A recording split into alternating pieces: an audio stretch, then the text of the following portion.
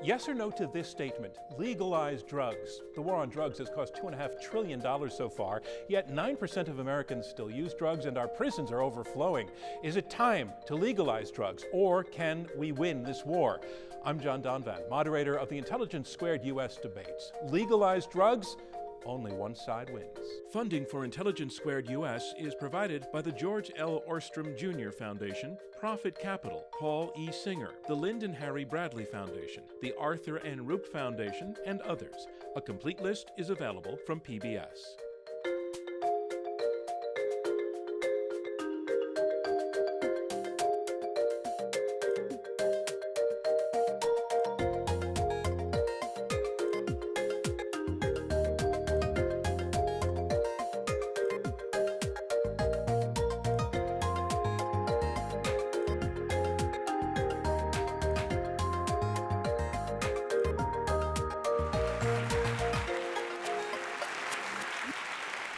Yes or no to this statement?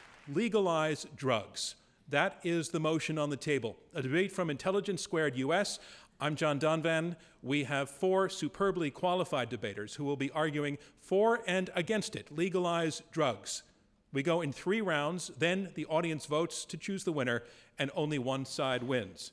Meeting our debaters, on the side arguing for the motion, legalize drugs, Paul Butler, professor of law at Georgetown and former federal prosecutor.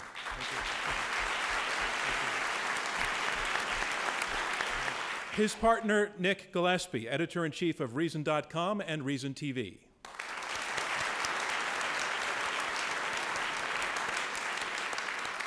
The motion, legalize drugs, arguing against Asa Hutchinson, CEO of the Hutchinson Group and former administrator of the Drug Enforcement Administration.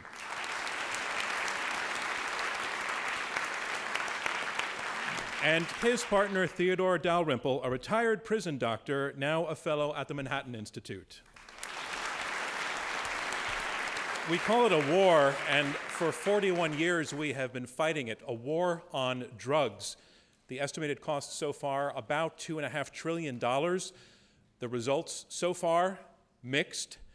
So what does it say that voters in Colorado and Washington state recently went to the ballot box and decided to legalize one of the drugs we've been fighting all of these years, weed, pot, marijuana? What is that? Is it treason, or is it a facing up to a certain social reality? Is this war worth continuing to fight on? And if so, what direction do we take it in? Those are a lot of questions, but they all boil down to the one that we're going to be debating here tonight. Our motion is legalize drugs, and before the debate begins, and again after the debate, we're going to ask you to vote. That's 2 votes.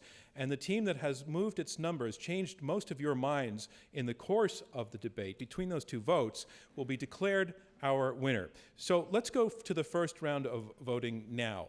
Our motion is legalize drugs. If coming in off the street you agree with this motion, push number 1. If you disagree, push number 2. And if you're undecided, push number 3. So on to round 1. Opening statements from each debater in turn. They will be 7 minutes each. Our motion is legalize drugs, and here to speak first for the motion, Paul Butler. He is a professor of law at Georgetown, a former federal prosecutor, and one of the nation's most frequently consulted scholars on race and criminal justice. Ladies and gentlemen, Paul Butler. Thank you. Good evening, ladies and gentlemen. My name is Paul Butler, and I represent the people. When I was a prosecutor, that's how I would start my opening statements. I put a lot of people in prison. I was a soldier in the war on drugs, and tonight I'm going to give you a soldier's perspective on why that war is a colossal failure. As a prosecutor, I learned that as many people as I locked up, we weren't making a dent in the drug trade. We were actually making neighborhoods less safe. I was prosecuting a lot of 19 and 20-year-olds for nonviolent drug offenses. Locking up these young people with a bunch of hardcore rapists and murderers was like sending them to finishing school for criminals. The United States locks up more people than any country in the history of the world. We have 5% of the world's population and 25% of the world's prisoners. It costs us billions of dollars that we just cannot afford. and it's just as easy to get drugs now as it always has been. Ladies and gentlemen, there's a lot of hypocrisy in the war on drugs, but I want to respect you enough to keep it real. Like most Americans, I have used illegal drugs. I wasn't introduced to them at my all-black public elementary school in Chicago, and at my Catholic high school, a lot more kids drank than smoked weed. The first time I was around a lot of people who used drugs was actually at Yale, where I went to college. And then at Harvard, where I went to law school. I'm glad I never got caught when I smoked pot. And I'm also glad that Barack Obama was not arrested and prosecuted for any of the times that he used cocaine and marijuana. So my final point, ladies and gentlemen, is respectfully, what is good enough for our children and our friends is good enough for African Americans. We call it a war on drugs, but it's mainly a war on black people. They are the people who get stopped and frisked.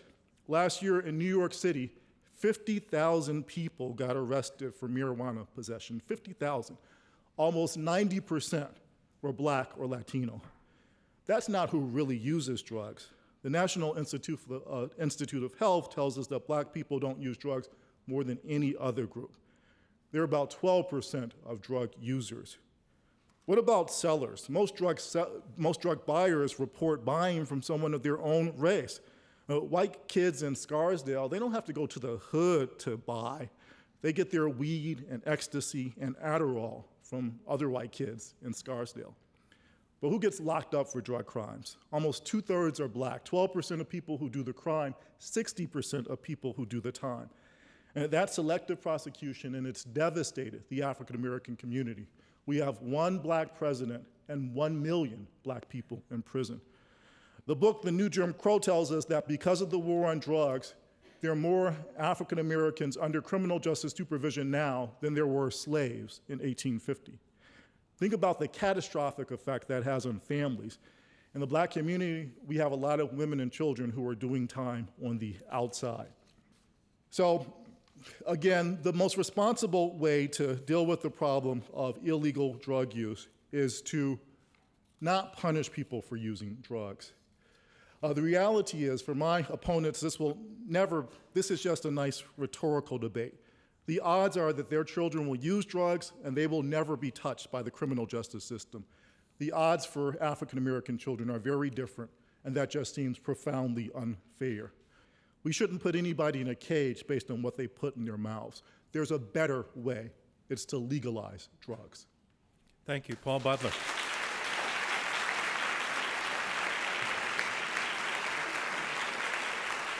Our motion is legalize drugs, and now here to speak against the motion, Asa Hutchinson. He is the CEO of the Hutchinson Group and a former congressman. He has served as administrator of the Drug Enforcement Administration and as the first undersecretary for the Department of Homeland Security. Ladies and gentlemen, Asa Hutchinson.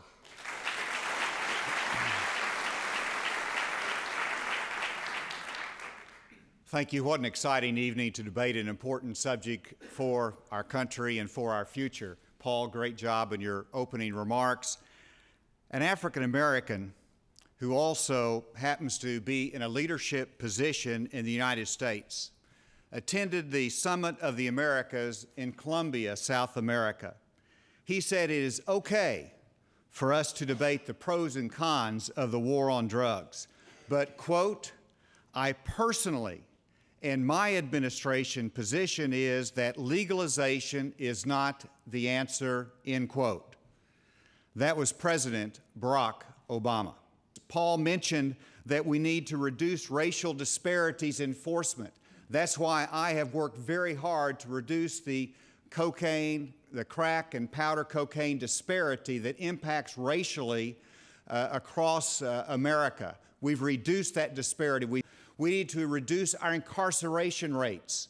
That's why I've been engaged in the Right on Crime initiative and initiatives that encourage our state legislatures to look at incarceration policies. And in Texas and in Arkansas and in South Carolina, they have reduced the incarceration rates for drug offenders, both to save money but also to re-examine our policies. Why did the President take the position that legalization is not the answer? Perhaps he understood the success that we have achieved. Whenever we look at the fact that drug use has been cut in half over the last 30 years in our country. Could it be that he does not believe that the United States ought to break its treaty obligations in which we've entered into and been a leader across the globe? And that is a reason enough to vote against the proposition. Or perhaps he was thinking about his own daughters and his grandchildren, and would there be greater potential for them to be engaged in drug use, and he might believe is harmful in whenever we continue to have it illegal in our country. And first, I would say I've been introduced as a former administrator of the DEA. That is absolutely true. I'm also a frontline prosecutor, a former prosecutor in Arkansas that's prosecuted cocaine cases and marijuana cases and on down the line, primarily of traffickers. And my experience is just the opposite of Paul. In fact, whenever I went into a store recently to sign up for some exercise, the owner came up and said, "You put me in prison." I thought I was going to be thrown out of the place. But he looked at me and he said, "I wanted to thank you for helping to turn my life around, because I was going down the wrong path of addiction. I was going down the wrong path of violation of the law, and it turned me around, and today he owns his own business." If you legalize, will it increase or decrease the use and the availability of harmful drugs? Now, if you believe that they're not harmful, I'm not sure I can win your debate. But if you believe they're harmful, ask the fundamental question: will it increase or decrease usage? They cannot show that logically and over history that if you decriminalize, if you legalize harmful drugs, that usage is going to go down. That has not been the experience in the Netherlands. It's not been the experience in the United Kingdom. It's not been the experience in Alaska. It has not been the experience in Canada. Usage has gone up. And as a parent, it would scare me to death to think that there is going to be easy availability, increased availability, and that you can find heroin and methamphetamine just as acceptable in our society as alcohol. That creates a problem as a parent in my mind. Thank you very much. I'm John Donvan. We have 4 debaters, 2 teams of 2, fighting it out over this motion, Legalize Drugs. Debating in support of the motion, Legalize Drugs, the editor-in-chief of Reason.com and Reason TV. He's the author of the Declaration of Independence, TS, and described as one of the foremost libertarians in America. Ladies and gentlemen, Nick Gillespie. Thank you. And, you've heard from a self-described soldier in the drug war. You've heard from a general, a commander, former Drug Enforcement Administration personnel in the drug war. You'll hear from a medic in the drug war. I present myself simply as a conscientious objector in the war on drugs. It's not a war on drugs. It is a war on racial, ethnic, and age-based minorities, because it's kids who get wrapped up in the war on drugs. It's not old people. Any program that has such disparate impacts as the ones that Paul was talking about should come under scrutiny regardless of its intentions and its champions. As a 2005 cost-benefit analysis of the war on drugs by the super conservative American Enterprise Institute, which looked at the effectiveness, the conclusion by David Boyum and Peter Rother was American drug policy has little to show by way of success for that $2.5 trillion that John mentioned at the beginning of the program. Another AEI scholar, and AEI, you'll remember it from the Iraq and Afghanistan war. This is a think tank that has never met a war it doesn't like. Mark Perry, an economist at AEI, has pointed out that between 1970 and 2010, annual spending on drug control has gone up 10 times, adjusted for inflation, while the addiction rate has remained flat. In other words, we have become the world's largest jailer nation without seriously getting better outcomes.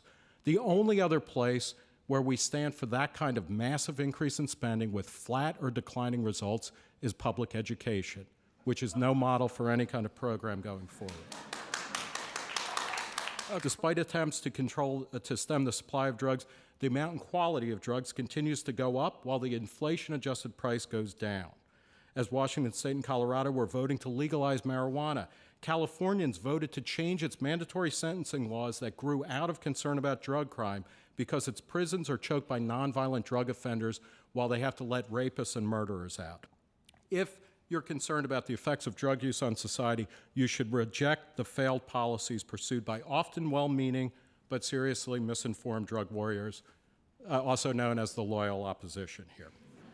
While such basic empirical scrutiny alone should convince all observers to consider an unconditional surrender in what is rightly called America's longest war, I want to make a brief case for what I call pharmacological freedom, or granting adult Americans the broadest possible rights to choose what substances we put into our bodies. Pharmacological freedom should be recognized as a basic right.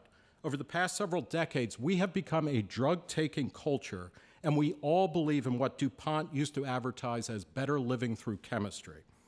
We take drugs to change our cholesterol levels, to change our work habits, to change our moods. None of this is going away, nor should it. We do all sorts of things to make ourselves look and feel better. To the extent that we might be able to use drugs that are currently arbitrarily deemed illicit, not just illegal, but illicit by the government, the better. Ladies and gentlemen, if we don't have the right literally to change our mind through our personal choices, what rights do we have that are worth a damn?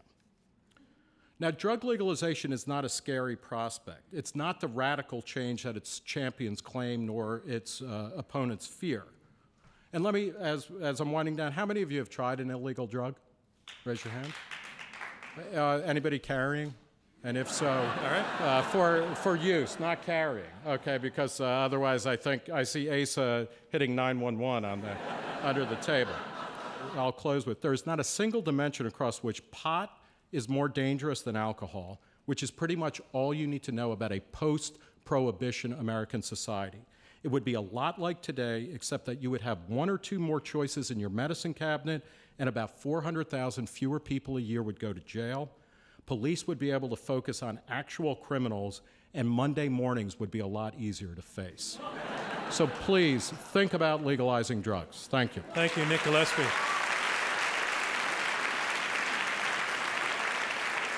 And that's our motion, Legalize Drugs. And now our final debater speaking against this motion, Theodore Dalrymple. He is a retired doctor who practiced in an inner-city hospital and a prison. He is also a prolific writer, and he is a fellow at the Manhattan Institute. Ladies and gentlemen, Theodore Dalrymple.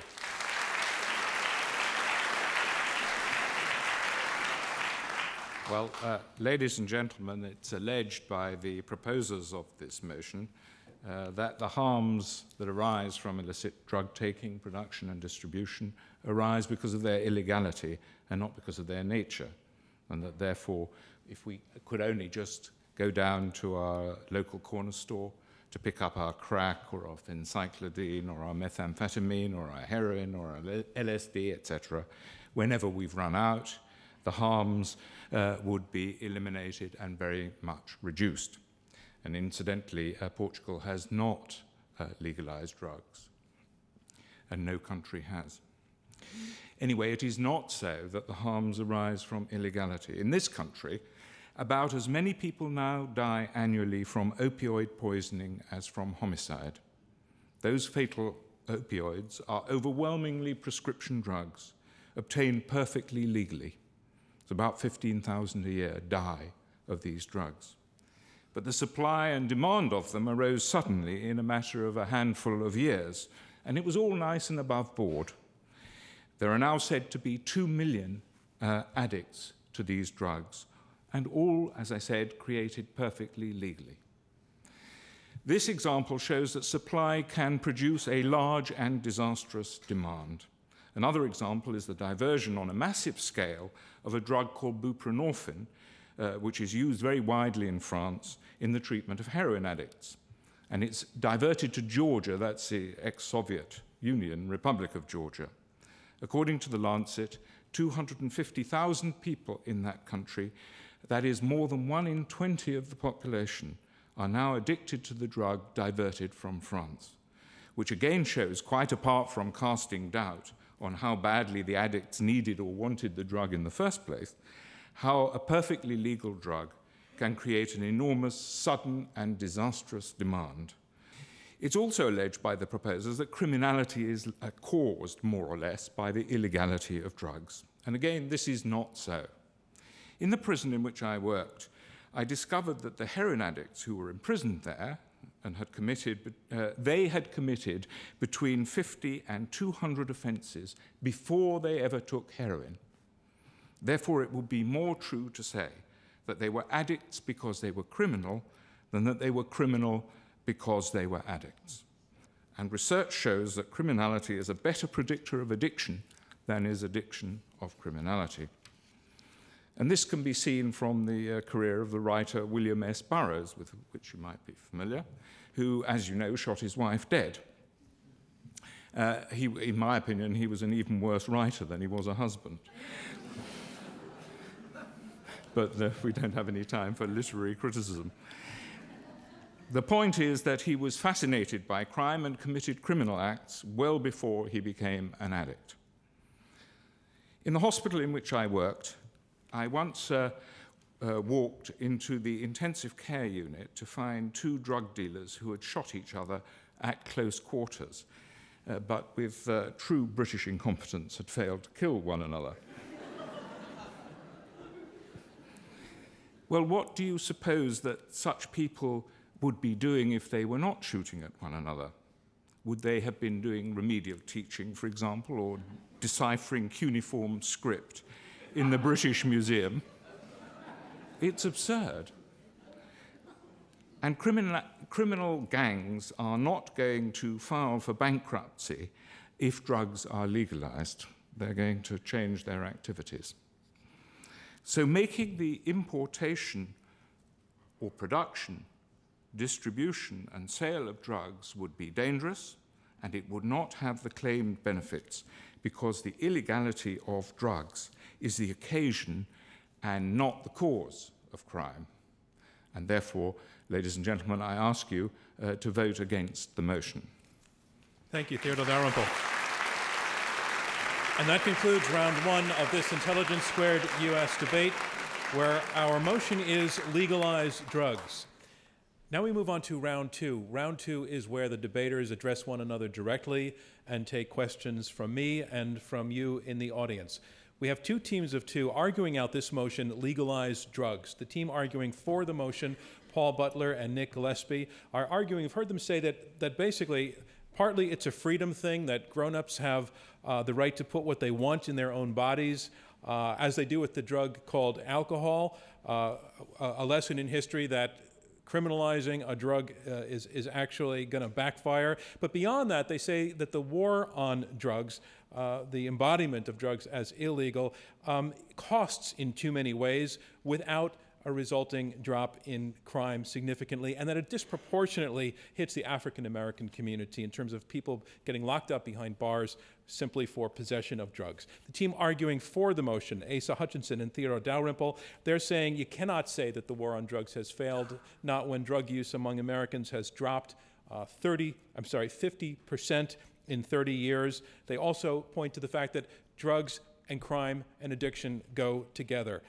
They point to prescription drugs, for example, which are legal, but their use is mired in crime and addiction. Those are some of the arguments we've heard presented, and we're going to work through some of them in more detail now. And I want to go first to the team arguing against the motion to legalize drugs. Your opponents have made the claim that the war on drugs as constructed really is a war on young black kids, that it is that the number of kids who are put in jail for drug possession, mere drug possession, is just disproportionately high and has had terrible consequences on the community. And I want to know, does your side concede or refute that basic claim?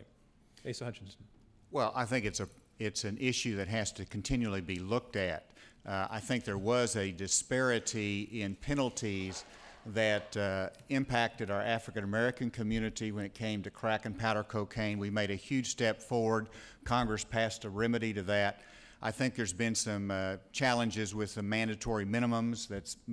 We've made some corrections in that as well. But you look at methamphetamine, that's such a huge problem across all of the Midwest. That's predominantly a Caucasian drug. And that's where the law enforcement is enforcing its efforts right now. All right, let's go to the other side. Paul Butler, do you want to respond to that? Yeah, it's just not true. Asa makes it sound like blacks use drugs more than anybody else, and as anyone who's been to college or high school knows, it's simply not true. we really shouldn't be talking about legalizing drugs. We should be talking about re-legalizing them. For most of our history, drugs have been perfectly legal. You could go into a drugstore in the 1800s and buy opium. Coca-Cola started out with a cocaine derivative in it. So what made them become legal? Illegal. Nothing to do with public safety. It was all about race. First drug criminalized, opium, San Francisco, 1890. The concern was that Chinamen were using it to seduce white women. Can trace it right down the line. Marijuana, Mexican field hands. It was making them lazy. With blacks, it was that cocainized Negroes were running rampant in the South.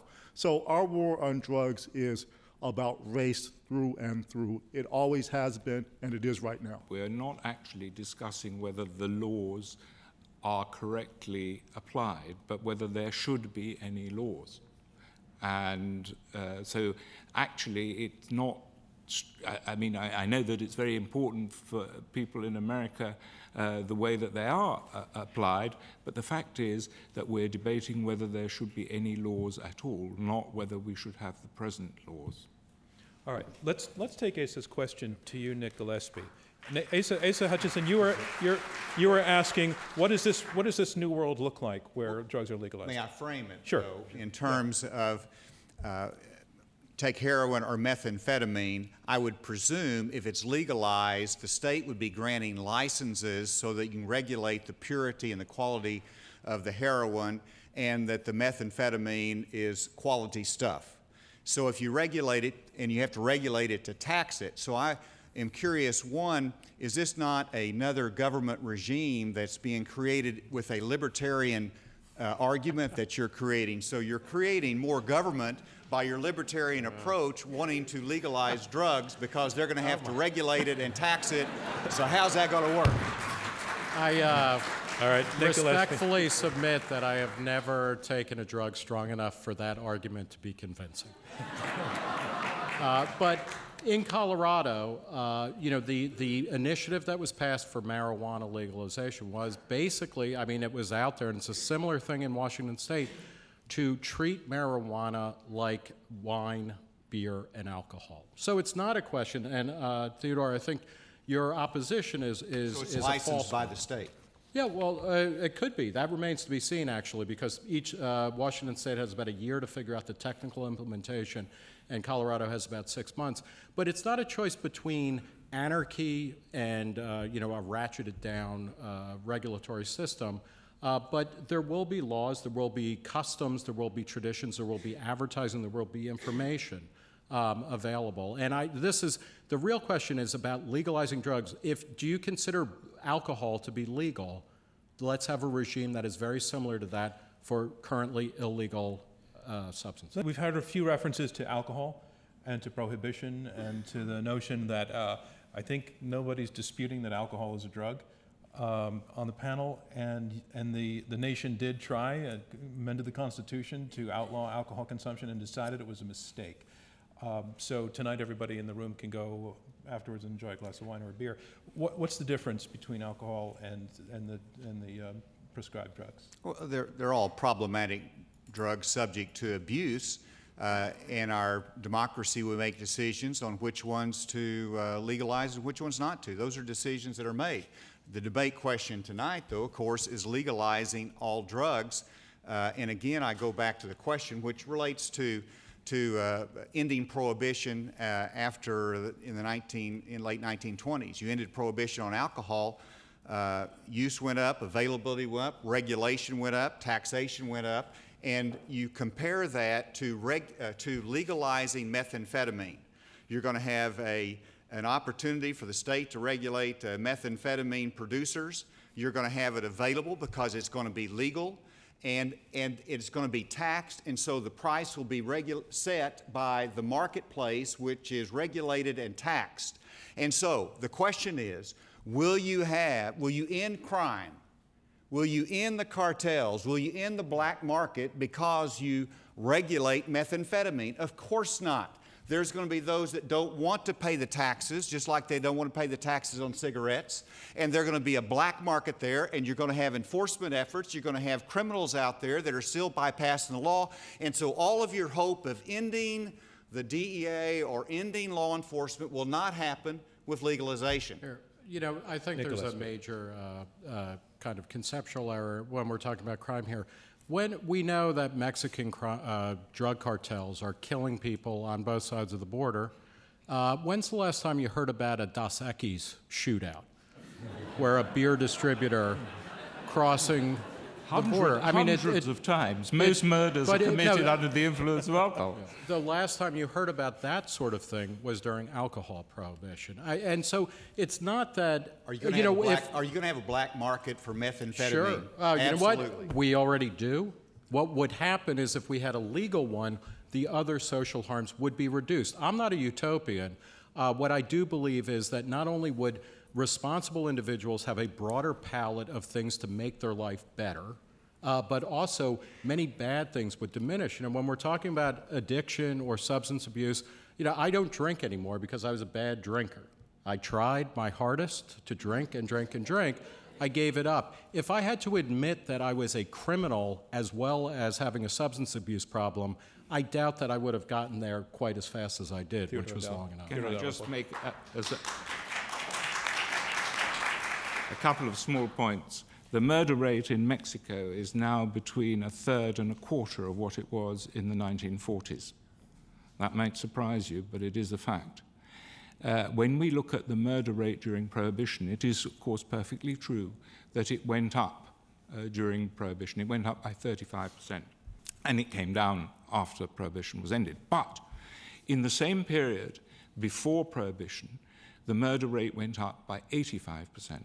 And in 6 years, between 1900 and 1906, the murder rate in this country went up by 325%. So I think that the relationship between violent crime and prohibition is probably not nearly as close as people imagine, and that there was a secular trend in which it went up anyway. The murder rate went up both absolutely and relatively more in the years before Prohibition than during Prohibition. And incidentally, Scarface got his scar before Prohibition. And he didn't get it from plastic surgery. Paul Butler? So the reason that most people don't smoke isn't because smoking tobacco is a crime, it's because we know it's not good for us.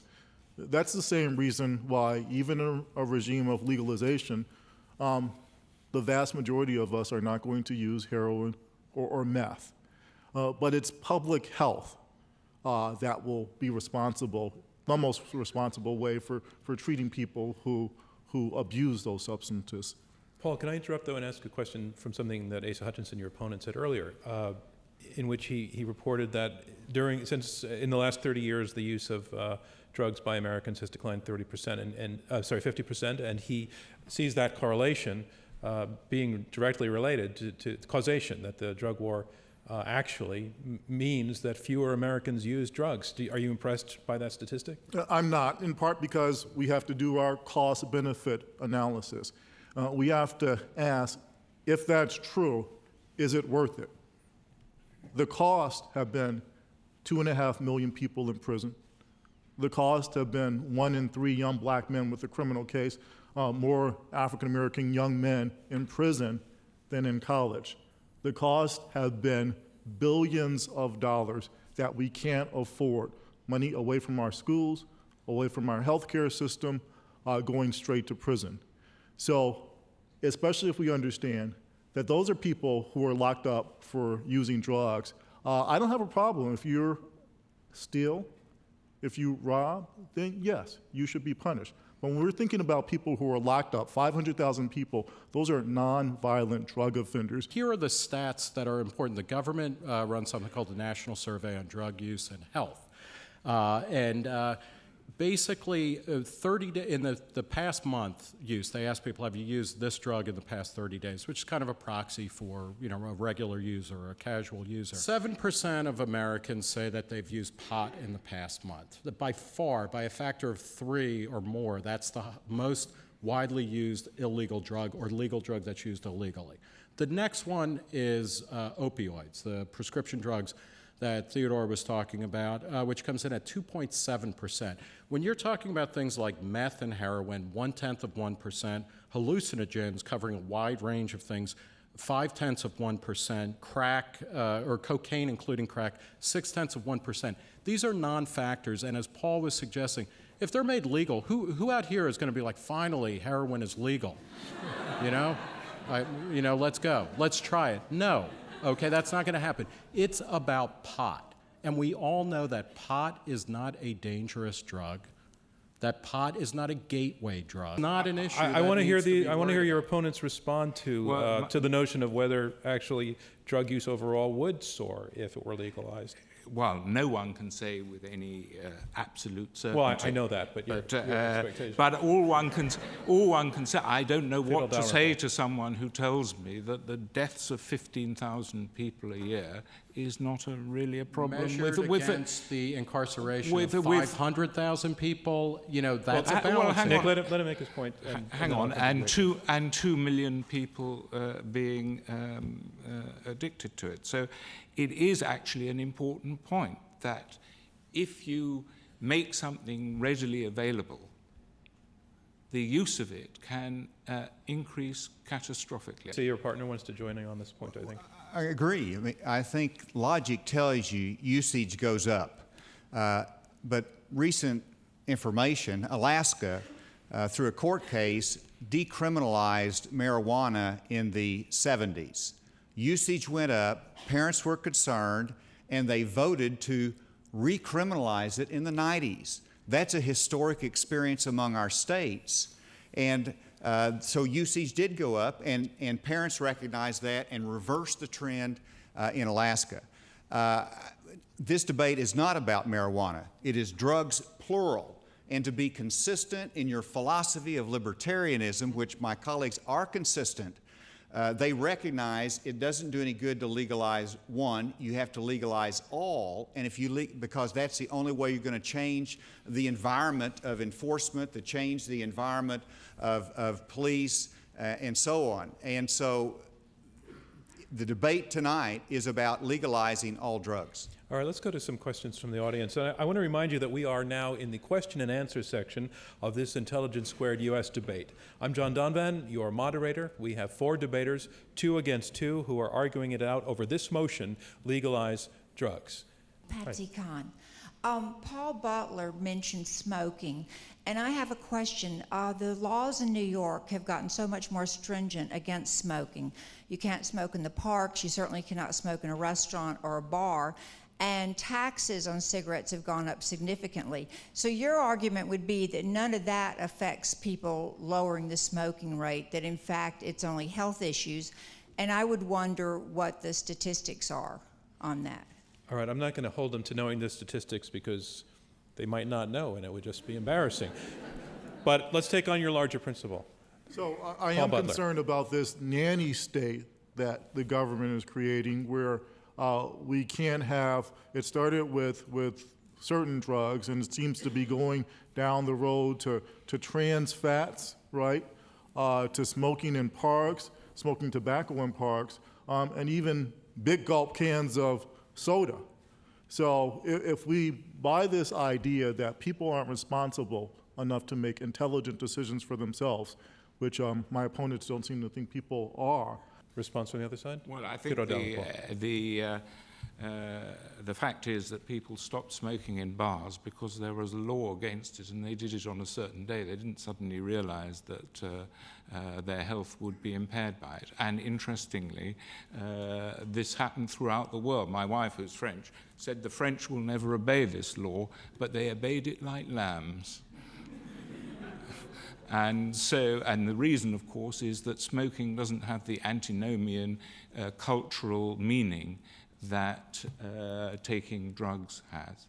And that's why smokers will obey the law and others won't. If you can state your name, please. Hi, Diana Jimenez. I come from Mexico, and in the past 6 years, we've had 60,000 people dead in drug-related violence. The murder rate has got down, but in drug-related violence, we've had it's just been atrocious. My question is, legalizing drugs would do better for cartel violence or worse? Let's take the side, and I want to go to Paul Butler, since that used to be your job to a degree. Sure. Sure. And if we listen to the leaders of the Latin American countries, they're calling for more responsible drug policies, including for us to consider legalization, because they know that the violence is sparked by the illegal market, which is sparked by the enormous demand for drugs from the United States.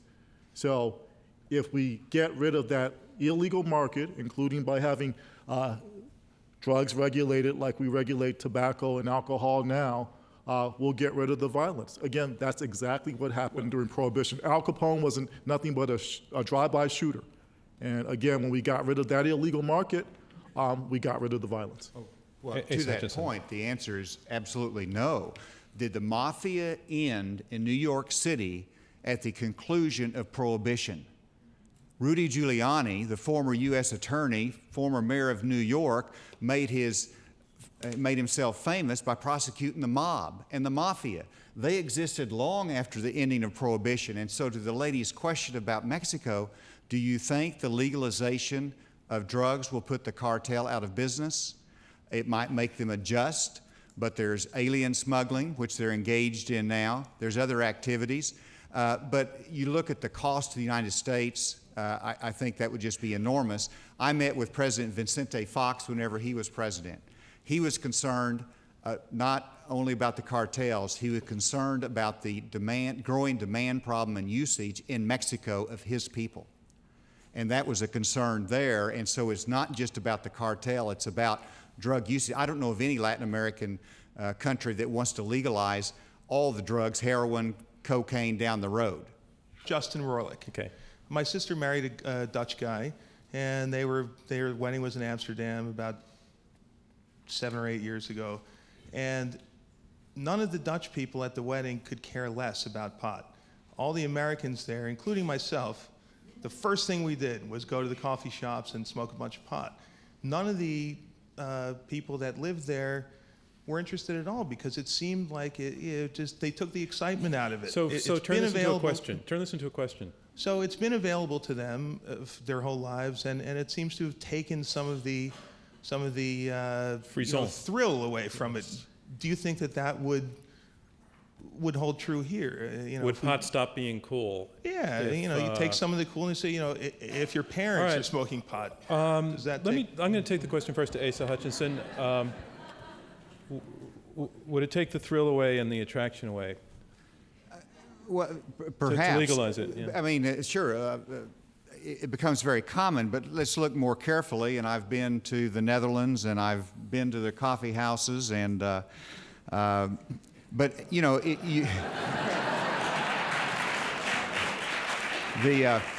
you drank coffee? You got to you got to investigate carefully.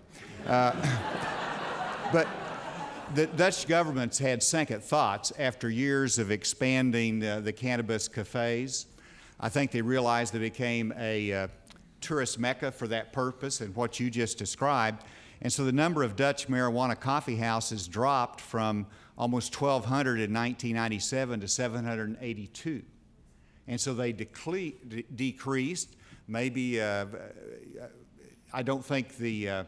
I think the Dutch government, and in fact many of them, 73% of the Dutch towns do not allow cannabis cafes. And so I think it was a mistake, the path that they went down. They recognized it, and they've retreated from that, both in terms of their reputation and the commercial enterprise, but also I just think it's a direction that the Dutch towns did not want to go down. Paul Butler, come in. And so there are fewer coffee houses because there's less of a demand. It turned out in Amsterdam, when they made smoking pot legal, fewer kids wanted to do it. It wasn't as cool. So respectfully, Dr. Theodore and Asa, if you really want kids to stop smoking pot, you should go on TV yourselves and fire up a big juicy blunt. We have, we're being live streamed, and we have a question that's come into us from Washington State via Facebook. Tom Glassman writes, I'm someone who lives in Washington State. He asks, is the legalization of a drug, for example, marijuana, something that should be left to the states to decide? Who would like to take that question on? Nick Gillespie. Yeah, this is a fascinating political question that the Obama administration in particular is going to have to deal with because traditionally the Democrats, or at least over the past 30 or 40 years, and Barack Obama, and actually presidents in general, assert the primacy of federal law over every matter, no matter what, whether it's funding or regulations or whatnot. I would actually, I guess it's a second best answer to say that drug legalization should be left to localities or to states as opposed to a one-size-fits-all federal solution. By the same token, I do actually think that pharmacological freedom, which includes what a friend of mine calls culinary freedom, I mean, the right to ingest what you want is pretty fundamental and should probably be respected across the board rather than parceled out. But as a second best option, let's let the states and localities be laboratories of democracy and see what happens to the experiments. Asa Hutchinson. And maybe addressing even the Washington State situation. Whenever Arizona experimented and thought they ought to be engaged in enforcement of our immigration laws, President Obama's administration filed suit against Arizona asserting the supremacy clause. And so if you believe there should be a national standard for such an issue as immigration, I think they're going to have a difficult time not making the same argument in reference to the state's choices on marijuana or other drugs. So it's difficult in our society for states to make choices on that particular issue whenever you have an overriding federal law. I think there's going to be a lawsuit, and I think it'll be resolved in the courts. I think we have time for one more question. Ma'am. Hi, my name's Tatiana Mardashev. I'm in the healthcare profession, and I mostly deal with pain management. And I have a lot of clients who are getting treatment for cancer, and they actually tell me that their doctors say to them, listen, the best thing for you is actually just go buy some pot. Because it's actually much more effective in managing the pain. It's cheaper than the drugs. It's less destructive on their physical bodies than the medically prescribed drugs. And what do you think of that? So my question but actually, what do you think of that answer? Well, when you see people in that kind of pain, you really don't want them to be in that kind of pain. And if the drugs that are legally available aren't really helping them to eat, to manage their pain, etc., why not give them something that is readily available to them if they just walk down the street and pay someone? Okay. Take the side arguing against legalization. Well, Asa Hutchinson. I mean, anytime a doctor or the American Medical Society says a patient needs something for pain management, I'll be the first one to sign up for it. I mean, in terms of supporting that position. Doctors in the medical profession should determine what's appropriate pain management and care. At this point, the AMA has not approved that. Maybe they will someday, but they have not done that at this point. And so that's the answer. I don't think that relates to the overall debate question, but it's certainly an appropriate question to ask. Other side? Response? I had a member of my family go through the same experience. He was dying of lung cancer, and his doctor told him that marijuana would be the best thing. He didn't live in a state where medical marijuana was available, and so our family faced the difficult choice of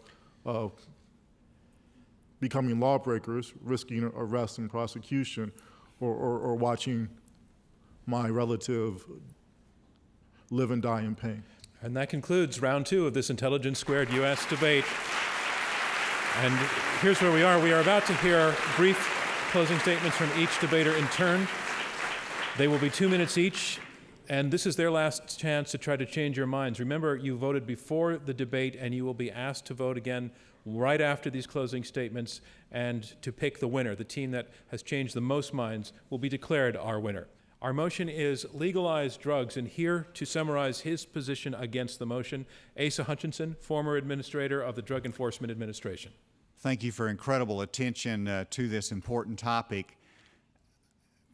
Today, as I prepared for this debate, I received a call from a family friend in Arkansas who is a grown mother, actually has 2 30-year-old girls. And she said both of them are on methamphetamine, and she simply asked, what do I do about it? And of course, I started thinking through how does legalization impact this very real tragedy that is destroying this home and this family. And I could not think of a system of legalization that would make this better. Because this person that has a problem will never get the treatment necessary to get over that addiction unless they're confronted with it, and probably from a legal standpoint.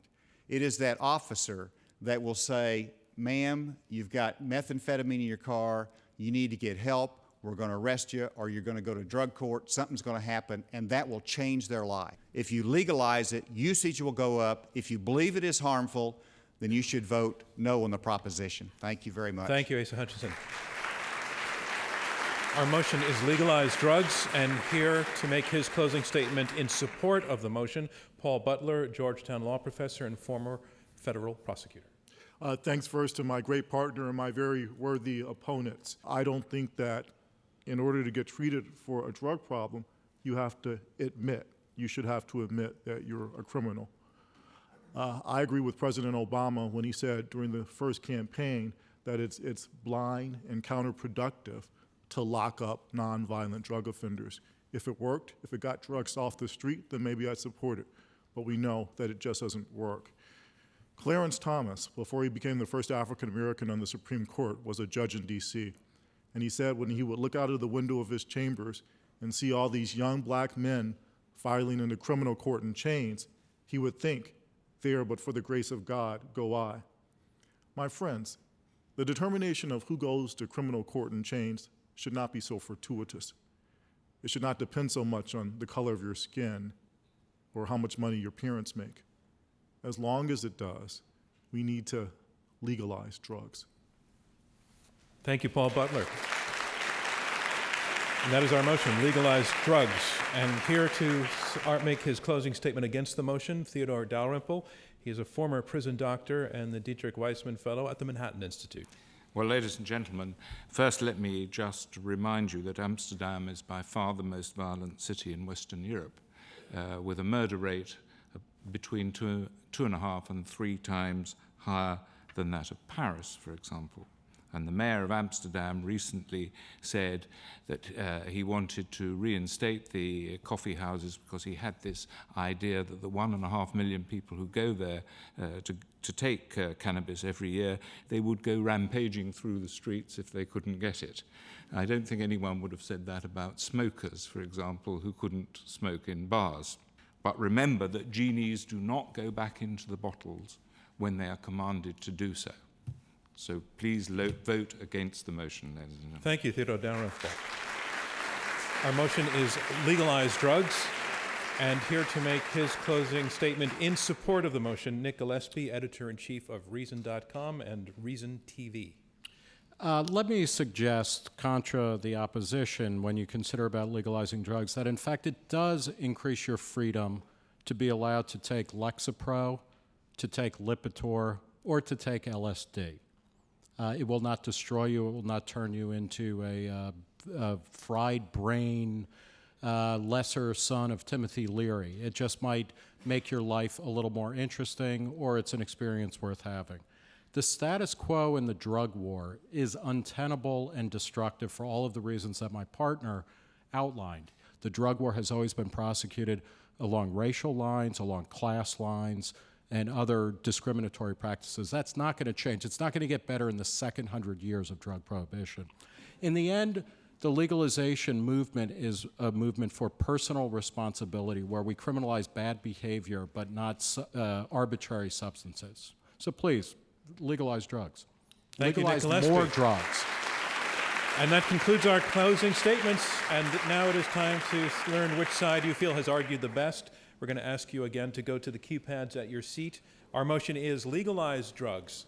Push number 1 if you agree with the motion, 2 if you disagree, and 3 if you became or remain undecided. All right. So remember, we've asked you to vote twice, once before the debate and once again after the debate.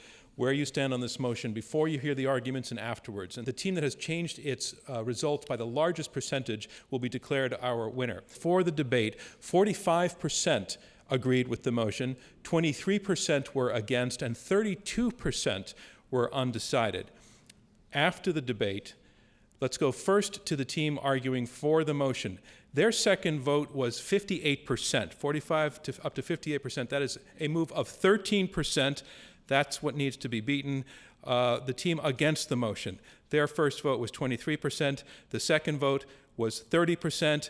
They've only gone up 7%. It is not enough. The team debate goes to the other side. Our winners, the teams arguing in favor of the motion, Legalize Drugs. Our congratulations to them. Thank you from me, John Donvan, and Intelligence Squared US, where we like to say, think twice. Join the debate online. Cast your vote, watch highlights, and learn more about Intelligence Squared US debates at pbs.org/Intelligence Squared.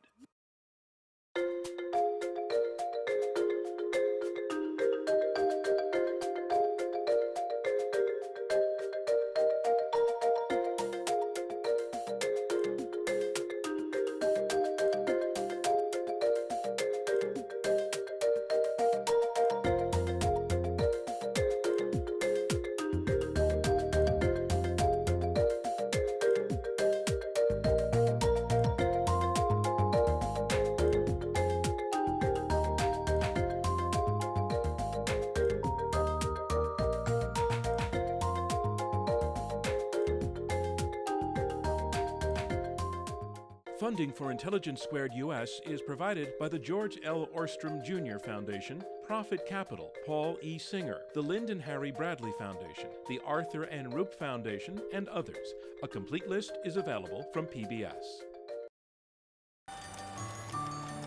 Be more PBS.